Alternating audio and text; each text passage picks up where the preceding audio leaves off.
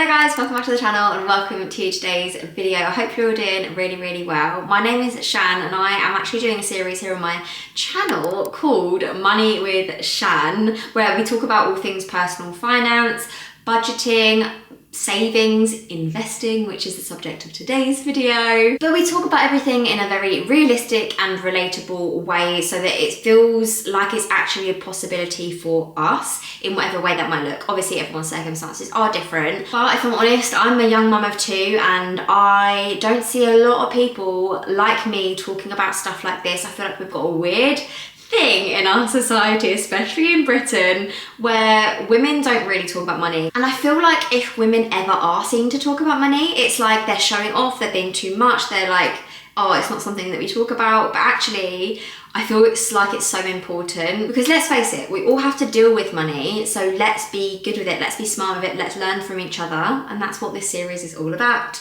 So we're going to talk about investing specifically today, and we're going to talk about like why even bother investing, like what is the importance of investing, how you would even go about investing, because it sounds like quite scary. And the stock market just sounds again like this big crazy thing that is way beyond us, but actually it's so easy to invest now, like so easy, so much easier than it's ever been. So it's at our fingertips if we wanted to do it. We need to talk about the risks associated with investing and also debunking a few myths around like, you know, you could just lose all your money. Like, it's not as simple as that. So let's talk about that. And then let's talk about how to actually do it and where to do it and what to invest in and all that kind of stuff. None of this is actually financial advice, I should say that, because I am by no means a financial advisor. I'm just a gal, but I thought it would be a nice video to do because I get a lot of questions about it. I'm just a normal person and I just wanted to share what I do and what my thoughts are. And yeah, if you want to learn more about investing, then there are plenty more like tech bros on YouTube that can teach you all about Warren Buffett and all the ins and outs of investing. But I'm just going to talk to you about some real stuff. So let's sit down, grab a cuppa and let's go.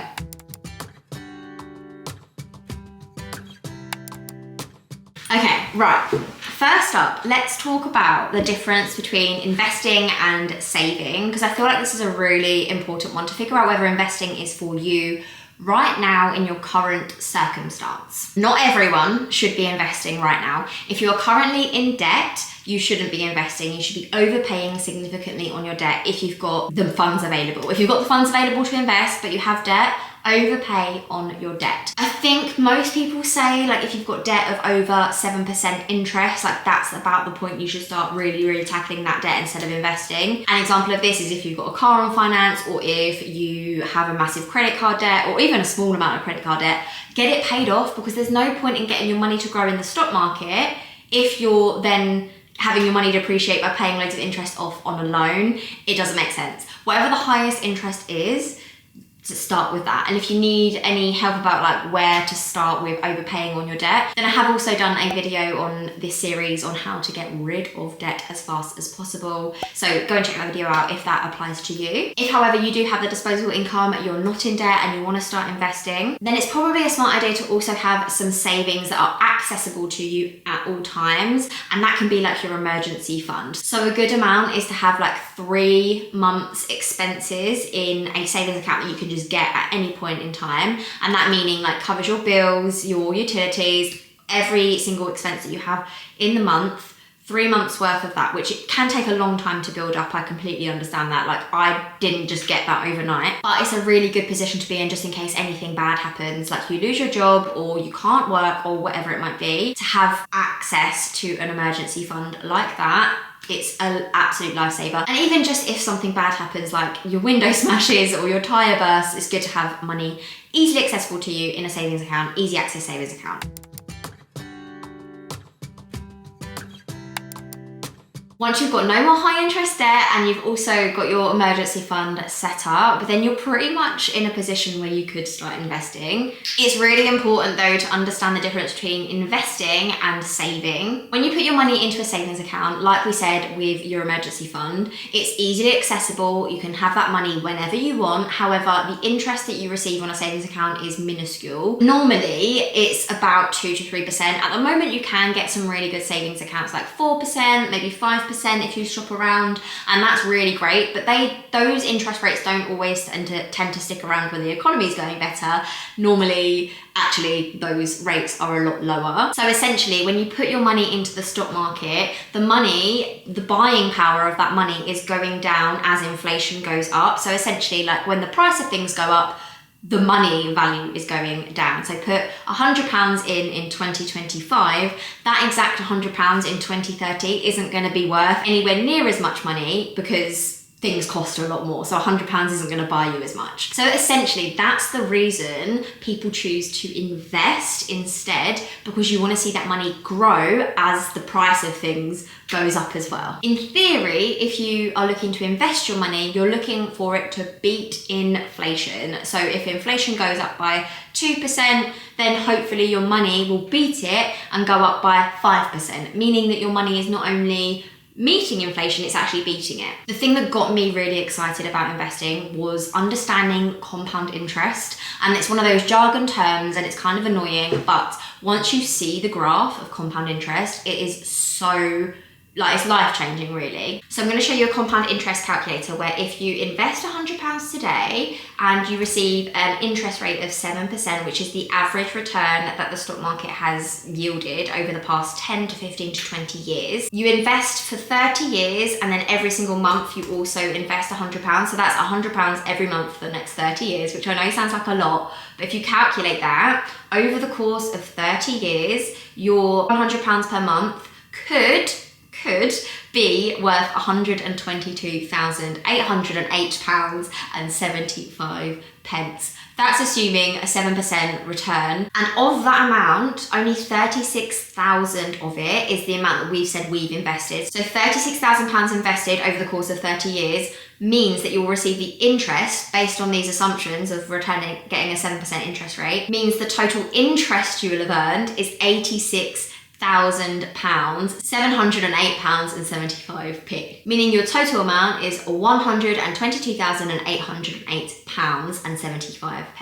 That just seems insane considering you would have only invested £36,000. But this is the beauty of compound interest, because you're not just earning money on the money that you've deposited, so the £100 you've deposited, but over the course of the next few years, although you're only investing $1,200 every single year, the interest you earn goes up because you're earning interest on top of the interest on top of the interest and the deposits that you've put into this account. Meaning that every single year, the interest that you receive goes up and up and up. At the end here, you'll see the total deposits are going up, of course, but also so is the total interest, until you get down to the 30-year mark where the deposits are £36,000 and the interest earned is £86,000. Now, obviously that is a very theoretical example because you're not always going to earn the exact same amount of interest in the stock market, which we'll get onto, but it shows you the power of compound interest, and it's what got me hooked on the idea that this could be a possibility for me.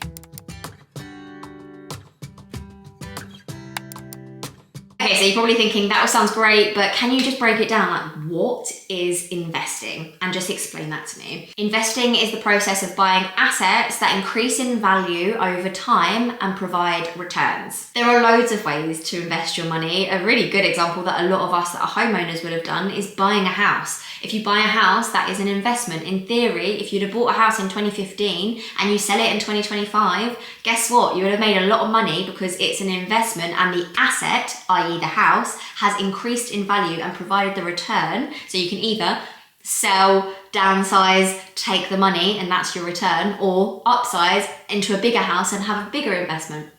Whatever it might be. That is one form of investing. Another way is doing it through a stocks and shares ISA, which is something that I do for myself, and I also do it for my kids. My kids have junior stocks and shares ISAs, and I have an adult stocks and shares ISA. In the UK, you can open a stocks and shares ISA and invest up to £20,000 tax-free every single year. Now, obviously, not everyone's got £20,000 every single year just to invest, but that's your limit. Up to that point, any returns that you make, any money that you make is tax-free, so you don't have to worry about that kind of side of it. And so buying a stock through a stocks and shares ISA is like buying a very tiny percentage ownership of a company. For example, if you're investing in Apple, if Apple do well and make profits, then you as an investor get rewarded either by having dividends given to you or by capital gains. Now, this is getting into the weeds of it a little bit, but basically dividends are regular payments that are given to investors as rewards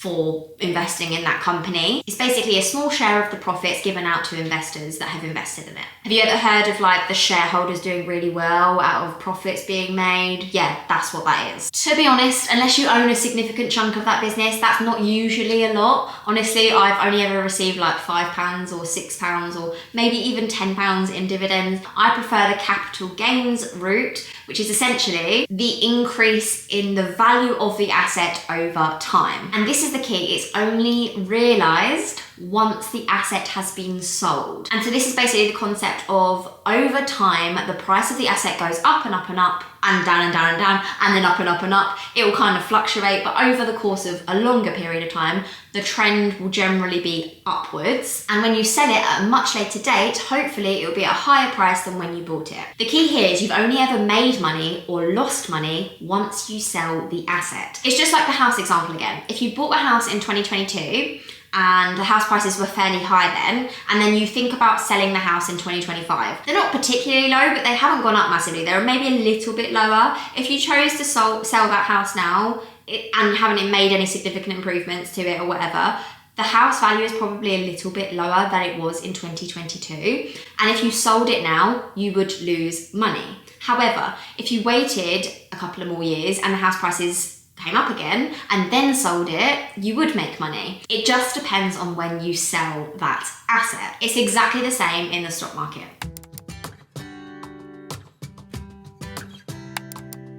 Personally, as a beginner, I would stay away from individual stocks. You know the phrase, putting all your eggs in one basket? Shout out to Love Island. That's exactly what you want to avoid doing in the stocks and shares ISA market. Like, do not do that. If you have £100 and you only have £100 to invest and you put it all into Tesla, and then the Tesla CEO, who shall remain nameless, gets up and says something and then the stock drops, or over the course of the next 10 years that company doesn't do so well, that £100 could be a poor investment because it could go up, but it could very easily also go down. It is quite risky to put all of your money into one company or individual companies because you don't know what's going to happen with that company. I would suggest, and something that I do, I now don't have any individual stocks because I felt like it was way too risky for me. I invest in index funds. On my notes, I've literally put index funds, index funds, index funds. It's so important to understand what these are. Index funds is a massive, massive, massive variety of loads of different stocks. And it basically aims to track the market rather than just one company. If you invest in index funds, it gives your portfolio of investments so much more diversity. So if one company does badly, it doesn't matter because you've got all of the others to keep your stock alive. And it's just a much less risky option than investing into one company because you honestly don't know what that company is going to do in the future, whether it will go up and down. Whereas if you've got 500 companies in one index fund for you, then you've got a lot less risk. Back in the 80s and 90s, before index funds were really around, people tried to mimic this. And basically like really smart people that worked in the London Stock Exchange or Wall Street, they would try and pull together all the different businesses that they thought were going to perform well and see if they could outperform, you know, the market generally. They would hand select all these stocks and then they would say at a fee, like, you, Mr. Billionaire, this is my list that I suggest you invest in, and please give me like a percentage fee, and then hopefully you'll do really well. Now, in 2025, it is easier than ever to invest at 0% fee, and you don't have to do that. You can just invest into index funds. There are loads of different index funds to choose from, and that's the next thing we'll get onto. Examples of some index funds that I invest in personally are the S&P 500, which is the top 500 companies in the US, the FTSE 100, which is the top 100 companies in the UK, and then the FTSE All World as well, which is, as it says on the tin. I don't actually know how many companies are in the FTSE all world, but it's a lot, and it's obviously covers the entire world. By investing into these index funds, I essentially buy a tiny percentage of every single company that is listed on those funds all at once, which is of course much less risk for me to bear in my investments. Of course, remembering that when I'm talking about risk, it only matters when I withdraw my money. I'm gonna name and shame one company that I invested in 2020. Peloton. Everyone got a Peloton in 2020. I mean, I didn't, but I knew that the world were getting Pelotons. So I invested, I think £100. I'm actually gonna get it up now. Because I didn't ever sell the stock because it never grew. I bought Peloton stock at its highest. Okay, no, I didn't. It wasn't £100. It was £30, I think. I invested £30 into Peloton Interactive in 2020. And today in 2025, of course, it was never going to be the heights of the pandemic in 2020. That stock has now depreciated by 93.09%. Yeah, so if I today were to withdraw that money, I would have lost £28.83 and I would only receive £2.14. So that, my friends, is why you don't invest. Well, you don't make stupid investments like I did. That was literally one of my first investments I ever made.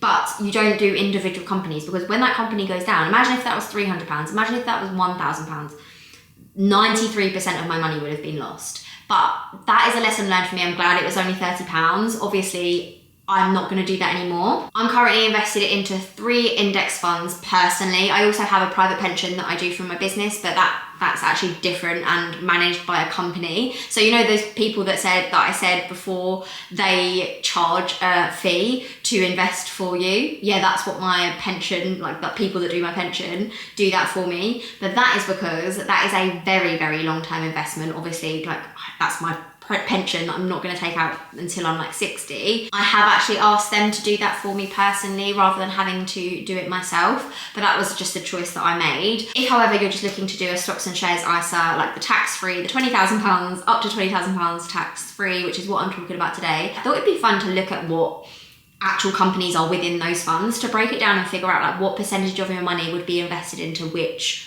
companies, because it's not just the same percentage per company, it's different percentages per company. So let's look at the S&P 500 because I feel like they're the companies that we'll probably recognize the most. Okay, so the S&P 500 ETF, which is another word for index fund components, are Apple, no surprise, and 7% of your, so say if you were investing £100 today, £7 of your money would be going towards Apple, which is interesting. Nvidia Corporation would be £6.40. Microsoft would be £5.88. Obviously, these are the different percentage weightings within the S&P 500. Amazon would be £4.16. Meta, obviously Facebook, Instagram, WhatsApp, £3.06. Broadcom, £2. Alphabet Inc., that's like Google and things like that. You can see here all of the abbreviations. You would see those if you invested in them individually. That's what you would search for on the stocks and shares ISA app or wherever you're using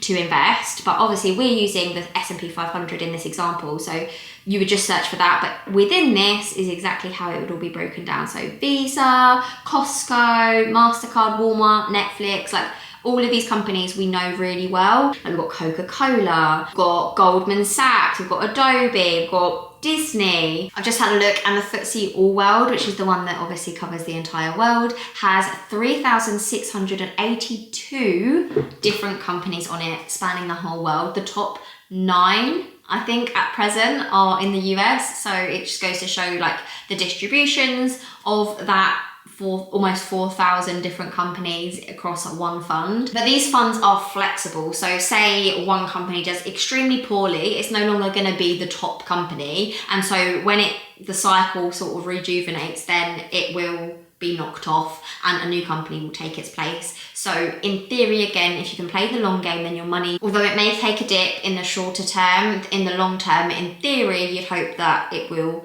follow the trend of the last 50 years and increase over time. Over the last 5 to 10 years, the average return rate has been between 7 and 10%. That is before adjusting for inflation, but inflation hasn't been 7 or 10%. So the stocks and shares that I am currently invested in would have beaten inflation at least twofold. That isn't guaranteed, however, and if the money that you're thinking about investing is money that you're going to need access to at a specific point in time, you don't know what the stock market is going to be doing at that specific point in time. And like I said before, you're only ever going to lose or make money in the stocks and shares ISA product if you sell at the wrong or the right time. So that's the only time it matters, is when you're selling this asset.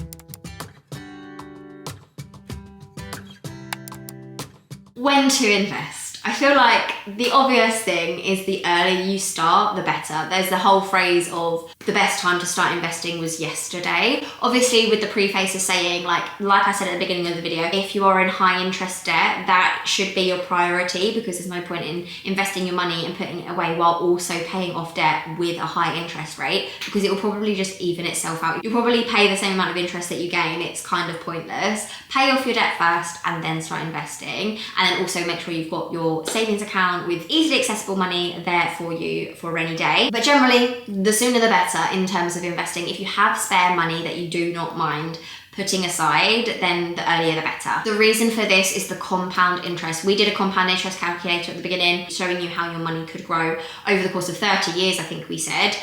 Actually, think about if it was longer. Think about if you could start investing for your kids from the day that they're born, and then by the time they're 18, this is in a junior ISA, which is a product that is available to people in the UK at the moment. Say you could afford to invest £80 into a stocks and shares junior ISA for your kids every month for the next 18 years, which I know is a big ask, but if you are eligible for child benefit and don't need to use the child benefit for things like wipes and nappies, it's what I do. Ever since they were born, I didn't incorporate it into my budget. I just said, right, that's extra money that I haven't ever had before. Now that I've got a kid, I'll just use my own money to do the things that I need to do in order to maintain having a kid, which I know is expensive, and £80 a month does not cover it by any stretch of the imagination. But for example, if you could afford to invest £80 a month for your kid every single month until they're 18, which, for example, if you receive child benefit, would be a proportion of their child benefit money that you receive if you're eligible for it. You'll have invested over the course of 18 years just under £18,000 for them. Assuming that that money has been put into a stocks and shares ISA, and you see a rough annual return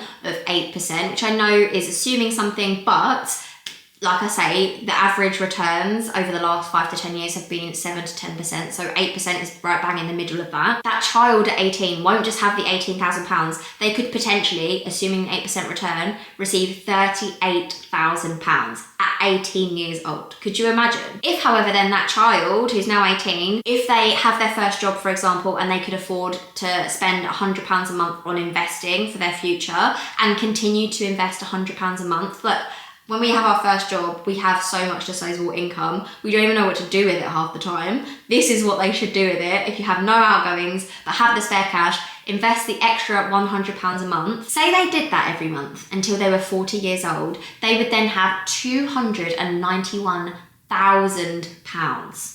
That is insane, again, assuming 8% return. If they then left it in for an extra 5 years until they were 45 years old, they would have £441,000. That is insane. How has that gone up so much? It's the power of compound interest. If they left it in another 5 years, in this example, they would have £664,000. If they left it in another 5 years and fancied retiring at 55, they would have £997,000 in that account. Again, this is based on the assumption of an 8% return, but it is a plausible possibility, and that is all based on you putting in £80 a month until they're 18 and then them contributing £100 a month from the day they have their first job. If I had known that at 18, I would 100% have done that.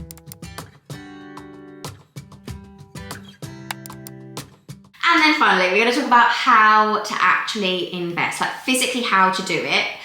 First up, we need to figure out what platform we want to use. There are lots of different platforms. However, a lot of them do charge a percentage fee. So it doesn't come out like, oh, £12 please. How this works is some platforms, like really useful, great apps, platforms that are able to invest for you, make it very, very simple for you to invest. However, what they do is end up, whatever money that you make from your investment, say you make £100 from the index funds that you've invested in going up, that platform that you've used potentially could take, you know, a 0.1% interest fee. Technically they're charging you to use that platform, which is completely fine for them to do, but there are platforms out there that don't charge, and so I would just use those. But I totally understand that actually they are probably a little bit more user-friendly, those platforms. They're a little bit easier. They're definitely less daunting than the platform that I use. However, the platform I use is free, and so that's why I use it. I feel like once you understand a little bit about stocks, it's less scary, and therefore you can use like the platform, like I say, the platform I use is Trading 212, and the reason I use it is because it is completely free to invest and to withdraw money, and so why would I pay for something if that is an option? Some more beginner friendly apps that I do think are really, really good, however they do charge a small percentage fee on any gains you make, is Monzo and Moneybox and Plum. There's just loads that do it, and like I said, they are very user friendly. The apps are really good. I love Monzo for the savings pots and things, but I don't use it to invest. I use Trading 212, and here's why. Okay, so this is my stocks and shares ISA on Trading 212. I recently transferred like 4,000 or something pounds from my savings accounts that I'd worked up for ages into my stocks and shares ISA, so a lot of this money hasn't had time to grow yet. You can see here from like August 2024, I had about £2,500 in there, and then it gradually went up as I put maybe £100 in here and there, added a bit more, and then obviously when I got to January 2025, it went from 3,500 all the way up to £7,000 because I put that money in from my savings. So that's why that like massive jump happened. The stock market didn't do that well. But you can see over the course of like, if I put on my maximum, this is my stocks and shares ISA journey. So from, I think it goes back to like 2021, I put money in again from some savings or whatever that I'd had.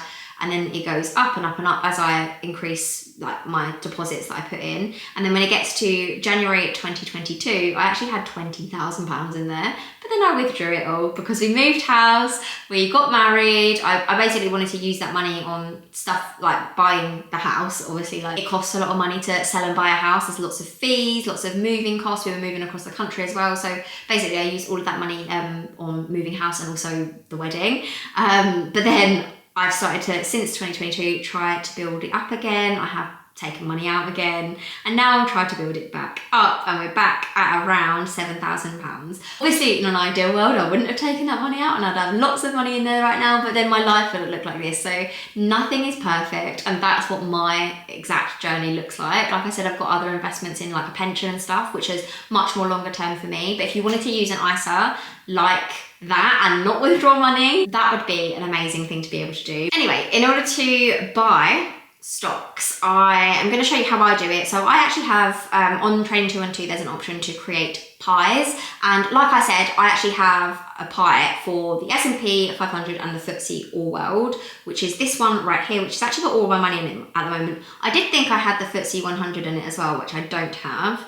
But that's totally fine. So you can see here my holdings for this pie. You can see I've got 70% into the S&P 500 and 30% in the FTSE All World. What I'm going to do is just press the invest button. I need to put some money into the account because I don't have any cash available in my Trading 212 account. The easy way of doing this is literally just by saying what amount I want to do. I'll just do like £10 just to illustrate how it works. Then I just press next. It says we're ready to go.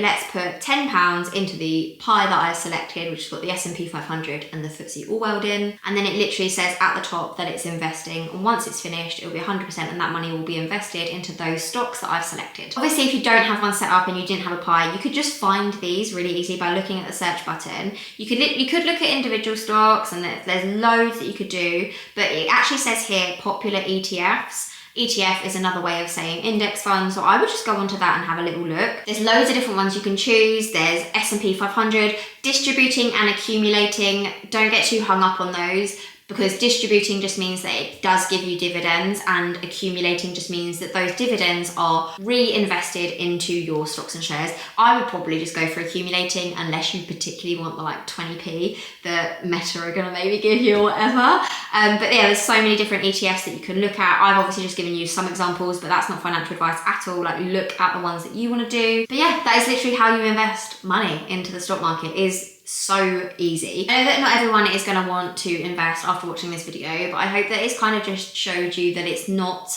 as scary and this unattainable thing. It's possible and it's for normal people. We just don't get told about it. We don't get taught this kind of stuff. That's certainly how I felt, but now that I know a little bit about it, and I mean a little bit, a very little bit, I feel a lot more confident in making some decisions and hopefully trying to grow my money in a way that I wouldn't have even known about 5 years ago. But if it is something that you've been thinking about doing for a little while and this is giving you the little boost that you need to like actually set up that account and see what it's all about, then yeah, let me know. But for now, guys, I hope you enjoyed this video. Let me know what else you would like to see on this Money with Shan series. But for now, I'm gonna love you and leave you, and I'll see you in the next one. Bye, guys.